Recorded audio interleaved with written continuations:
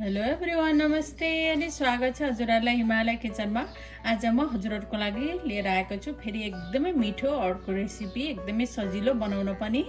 आज म बनाउँदैछु सिम्पल तामा आलु फ्राई, तर एकदमै मिठो गरेर कसरी बनाउने भनेर म हजुरहरूलाई देखाउँदैछु।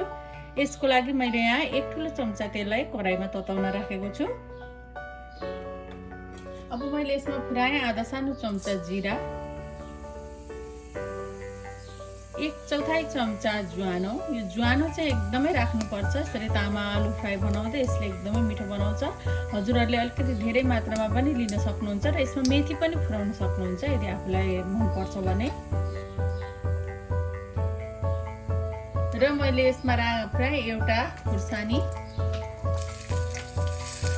2टा जति लसुनको पट्टीलाई यसरी काटेर लिएको छु, त्यसलाई राखेँ। र एउटा मिडियम साइजको प्याजलाई राखेँ।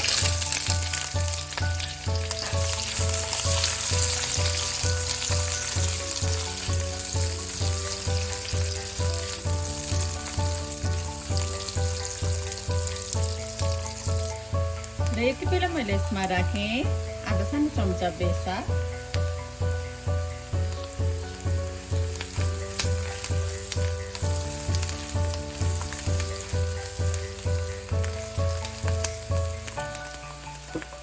र एउटा मिडियम साइजको आलुलाई यसरी लामो सानामा काटेर लिएको छु, त्यसलाई राखेँ। थोरै नुन राखेँ। अब आलुलाई केही बेर फ्राई गर्नुपर्छ।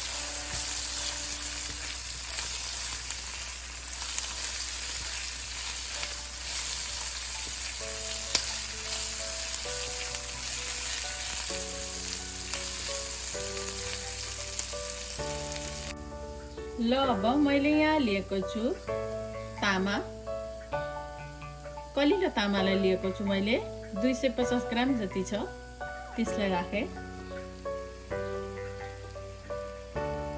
अब थोरै नुन थपेँ मैले तामा राखेर।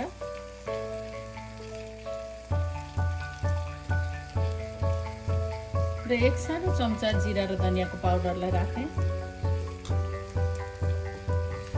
अब मिक्स गरिदिउँ।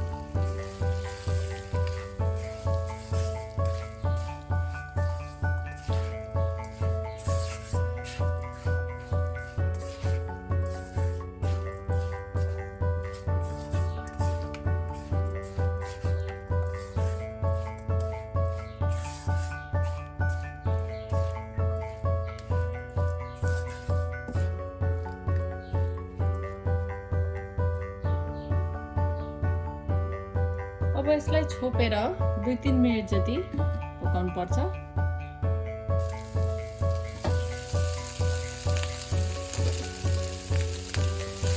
र अझै पनि यो रेडी भएको छैन। अब मैले यसमा राखेँ सानो चम्चा जति कागतीको रस। यसरी कागतीको रस राख्दा एकदमै राम्रोसँग फ्राई हुन्छ।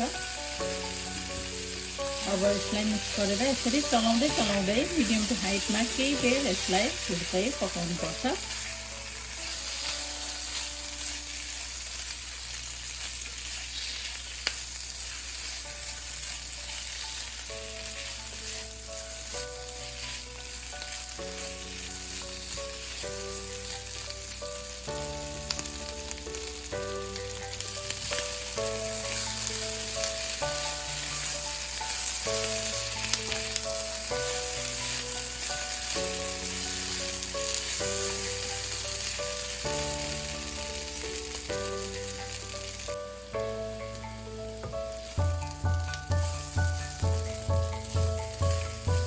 ल अब हाम्रो आलु तामा फ्राई पाकिसकेको छ।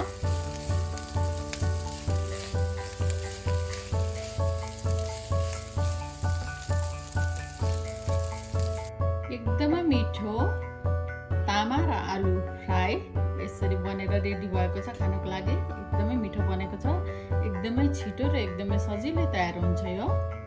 हजुरहरू पनि यसरी तामा आलु फ्राई बनाएर खानलाई अवश्य पनि ट्राई गर्नु होला।